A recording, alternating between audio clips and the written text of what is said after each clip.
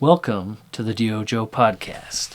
Today's episode, we're going to break down what project management looks like in the wide world of construction. Project management. We're going to try to keep it simple, easy to follow, but also a real-world overview of how the roles and responsibility of project management fit into construction, as well as what it takes to be successful. Hi, everybody out there, DYOJO Nation. DYOJO is the do-your-own job dojo. Sweep the leg. Curated by John Isaacson, contractor, Can I inspect your home? author, There's nothing like it out there. and mediocre podcast host. Nicely done on keeping it together. The DYOJO Podcast. Should be listening to you. Helping contractors shorten their dang learning curve. When we build a structure, we always start with the foundation. So the foundational question is, what is project management? It's important to know, regardless of the size of the construction company, even if it's just a one owner-operator operation, typically to be successful, that company needs to run more than one project at a time.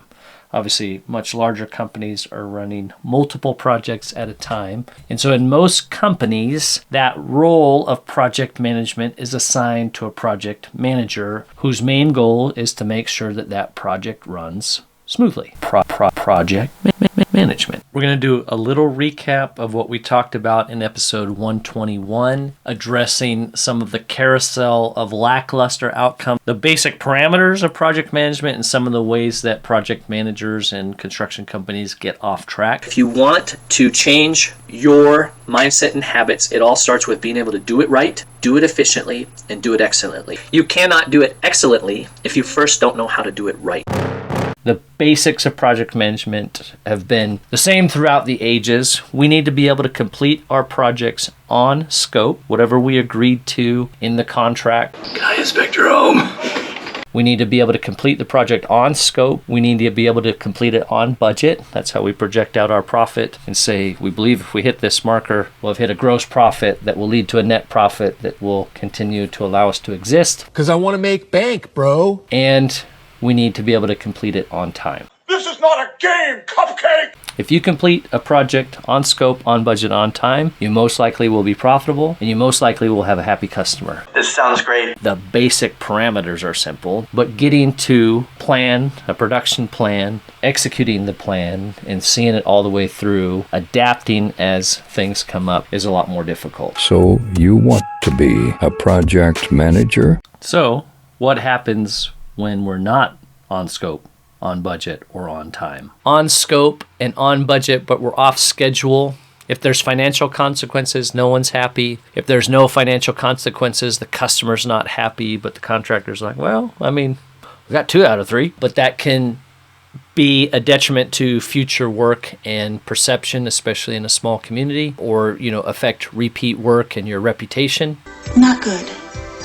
If we have a project that's on budget and on schedule but off scope, again, if we're cutting corners, eventually it's going to catch up to us. If our quality control isn't very good, that's going to catch up to us as well. Because as those standards lower, the rate at which those things catch up and the depth of the impact is going to be greater. It's not typically going to correct itself. It's just going to get worse.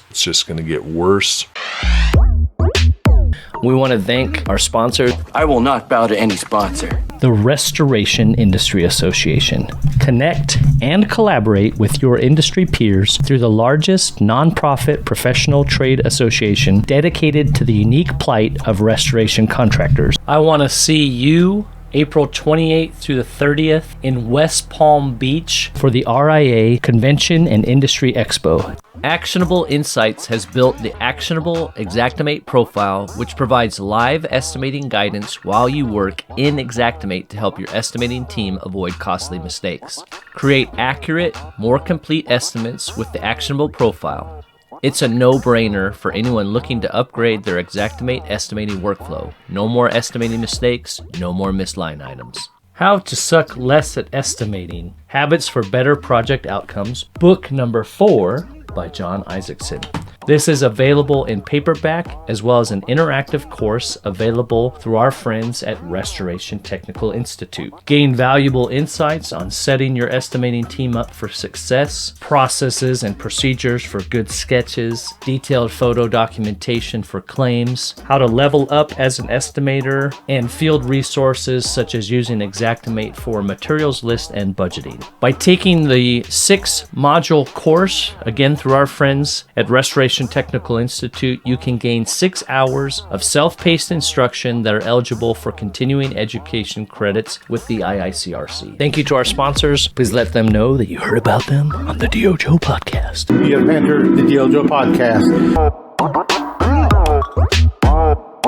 If you missed it, go back and check episode 121, again talking about the basics of project management and how to avoid some of those negative outcomes that we talked about.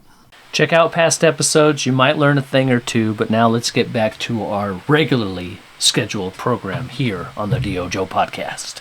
Project management. In this overview, we will discuss 7 core concepts for those getting started in construction project management. Managing the project is the job. Project management is the skill set. So it is a detailed discipline. There are certifications such as PMP, Project Management Professional, and CMP, Certified Project Manager, that one can pursue to boost credentials. But as you'll see in this episode, project management is not just about the title, Project Manager.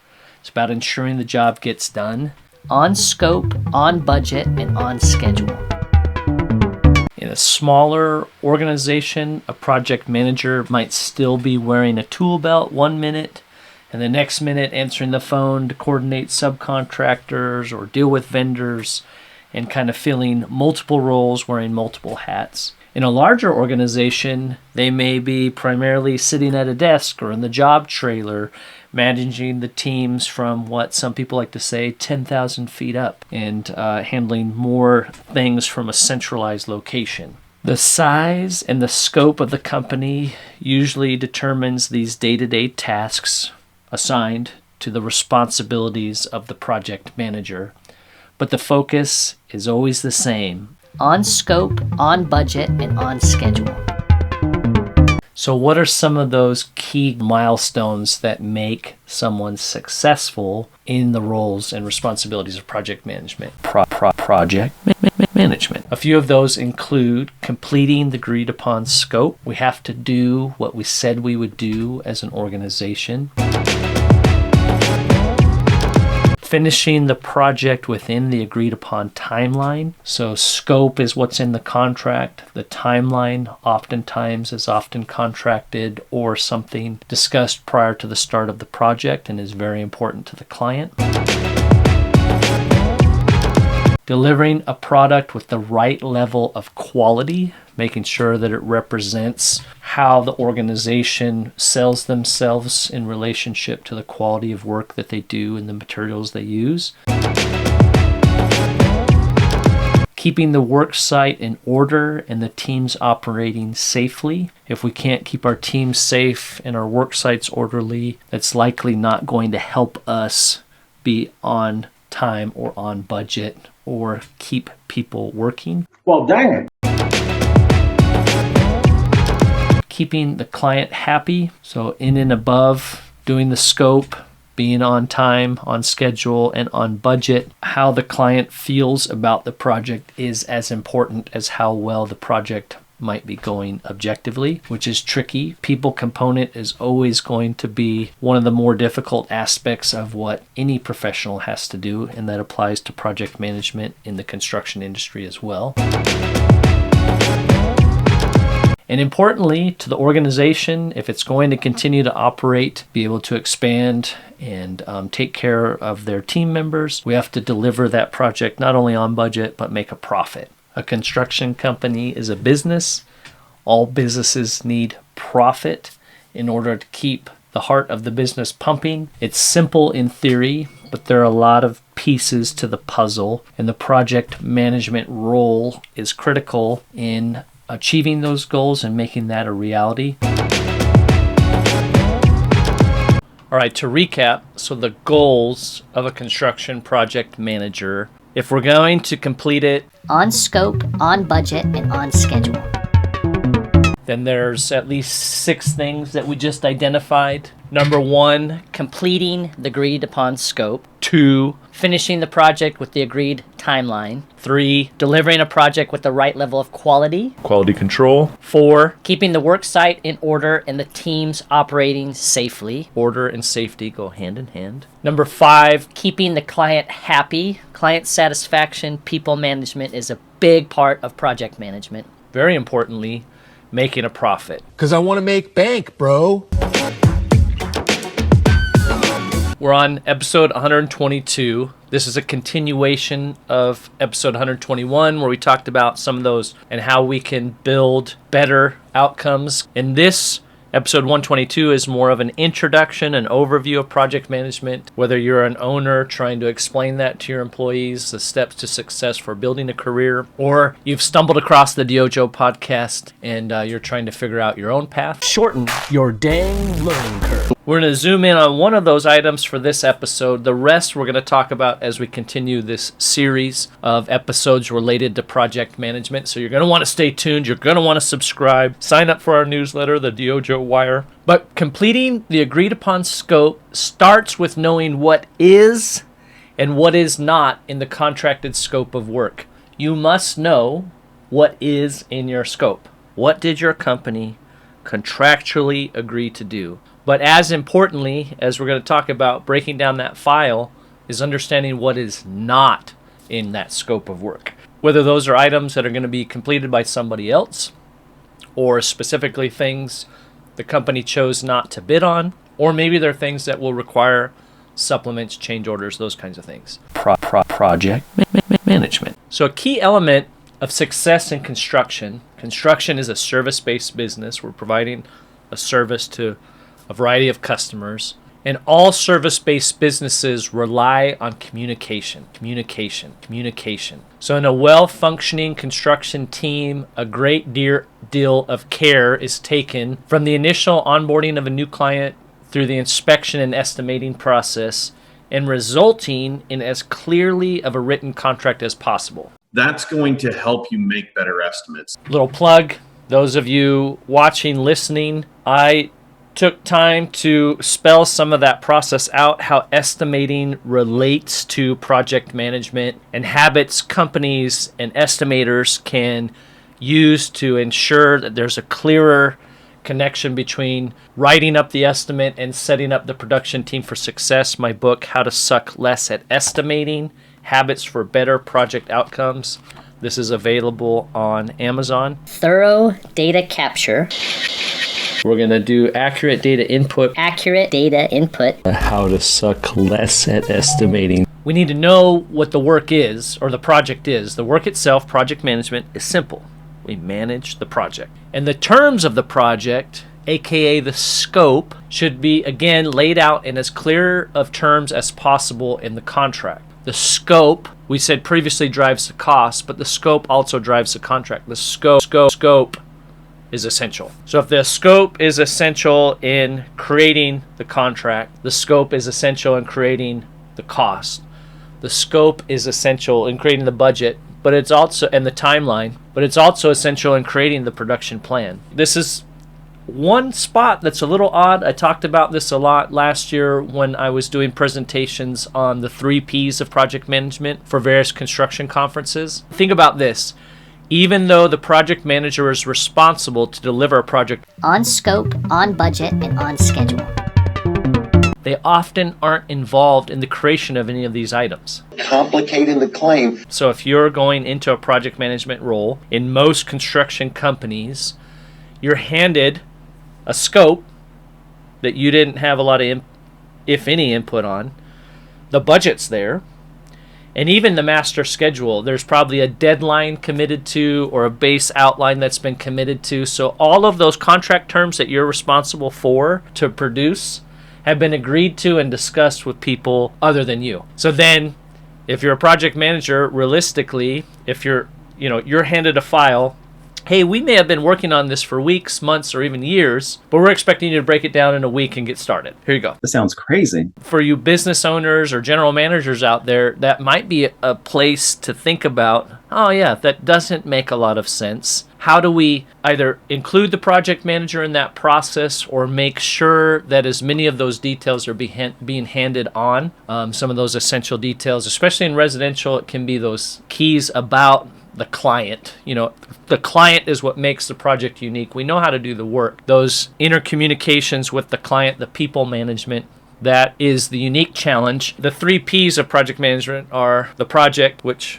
is from the scope, the process, that's the internal way the company goes about business, and then the people. The people is always the X factor. Customer, inner office dynamics, working relationships with the staff in the field, as well as subcontractors and vendors. We're talking about project right now.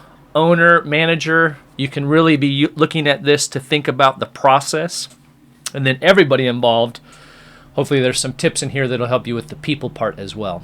My latest book, P2T, Preparing to Thrive in the Modern Workplace, was designed for owners, managers to hand to new hires and recruits as a roadmap to success in career and within their organization. There's a simple way to invest in your people, try to give them a leg up. As you're coming into our company, if you practice these basic principles, you're going to have a real shot at being successful in our company and long-term in your career. I'm ready to go in, Coach. Just give me a chance. So here's a snip from the audio. This is part of the intro to P2T, Preparing to Thrive in the Modern Workplace. Intro. 2 types of people will receive and read this book. We call them Young Professional A, YPA, and Young Professional B, YPB. At the start of their career, there isn't much that separates YPA from YPB. They both have few resources, little work experience, and low knowledge about the working world. Both young professionals are going to struggle to get a job. Both young professionals have people that care about them. The difference is that one of these young professionals will listen to what the good influences around them were saying. The young professional with the right roadmap and the willingness to learn will set themselves up for success. P2T creates win-wins for employers and employees. P2T is book 1 in the Resources for Young Pros series. Organizations win when their young professionals are engaged. Young pros win when they have a roadmap for success. The stories, examples, and principles shared in this book are from real-world experience. P2T will prepare readers to thrive in the modern workplace. Prepared to thrive in any job interview. Prepared to thrive in any new job. Prepared to thrive as emerging professionals. Employers will be handing P2T out by the dozens to new hires. So, project manager, you must know thy scope. If you must know thy scope, how dost a project manager achieve this goal? Well, here's a few tips. First, this is going to blow your mind. Read and then reread the scope. I read about it in a book. Read, then reread the scope, and maybe reread it several times. I would suggest start with the macro view. Try to get an overhead 10,000-foot view of what's going on in this project, and then start to break it down. If it's multi-level, then go level by level, exterior shell, interior shell, and then room by room, and then line by line. So the more complex, obviously the longer that's going to take, and you're going to want to put that on your calendar, map out, hey, I need 3 days to break this file down. You should have your personal calendar. And so maybe you're saying, boy, this is a complex project. I need to lock myself in my office for 3 days. Everybody leave me the heck alone. I'm not available. I'm breaking this file down. If it's a simple project, maybe you go to the coffee shop and grab the estimator, say, hey, can I buy you a coffee? Can we talk about this project? I want to get this one rocking and rolling. Project management. Whatever you do, you want to create a habit for yourself where you break down a file the same way every time, regardless of how complex or simple the project is. And that's another thing I would really get away from. It's not large or small. You could have a large flooring project that's basically single scope. Replace floor, base, paint the base, right? That is a large project, but fairly simple. Whereas you could have a small project, maybe it's a small bathroom, but you're doing all of it in terms of complexity that alters some of the ways that we do things. But create a habit for yourself that you break it down the same way every time. That way, even if you're off your game, you're having a bad week, you're super tired, you have this process that guides you. And that process should include a couple of these factors. As you're breaking down that file, as you're reading through the scope, take note of the simple items, the things that you think are clear, fairly easy to accomplish. We don't want to take them for granted, because taking things for granted can really bite you in the butt. But we know, hey, those don't need as much focus. We've got great resources. I understand those things. We're all right. Maybe you have a color for them. Maybe those are green highlighter items. Project management. And then we want to take note of the complex items that have a significant impact on scope, budget, and or schedule. So maybe those are going to be like an orange, because we want to set those aside. A good example might be cabinets on most residential projects or remodel projects, because there's so many secondary scope items that are related to cabinets. So those could include, it's not just the cabinets, but you need the filler pieces for areas where the dimensions are off, custom cuts, the pieces that go up against the wall. You got the crown molding, you got the toe kicks and the quarter rounds, panels for a peninsula or an island, vertical panels for a refrigerator, all those kinds of things. But you also have countertop prep. Does the countertop that you're using need a plywood deck or particle board deck? Say it's laminate. What are the knob selections? Do they want under cabinet lighting? Because maybe we want to get that in the wall if we have the opportunity. Is the electrical messed up in the kitchen? Those kinds of things. Those items affect the scope, but also cabinets tend to be one of the more expensive materials on the project, so messing it up can have a big impact. They affect scope, they affect the cost, they also affect the schedule because they typically have longer lead times. So if you want to keep the project on schedule, you're probably not going to start with cabinets, but you want to order them as early as possible in the project so they're not holding up other things. Otherwise, you're going to have a significant stopping point or, really a delay. Oftentimes, base cabinets go in before the flooring, and the counters can't be templated until the base cabinets are in. And then you have backsplash, plumbing, appliances, etc. So if the cabinets are delayed, you're holding up flooring, which then goes into trim, final paint, appliance delivery, all those kinds of things. So messing up on a more complex item like cabinets can have a huge impact. This is not a game, cupcake! Then we want to highlight, so we've highlighted the simple scopes, maybe those are a green highlighter. We've highlighted the complex items, those are our orange highlighter. And now we have unclear items or items that require input from others. Maybe we've got a red pen for those or something else that stands out. So this could include selections by the customer. We definitely want to get those made as soon as possible and the selection forms signed as early as possible and in the file. You might have custom order items from select vendors. Those can cause issues or delays, or items that are subject to supplement or change order. So we want to make sure we document, get written clarification as early as possible on these items. Whether that's asking the estimator, hey, what is this? Can you please help me understand this? Going to the customer to get those selections, or reaching out to those vendors to get those custom order items on the schedule. So those are some of the keys as you're breaking down a file.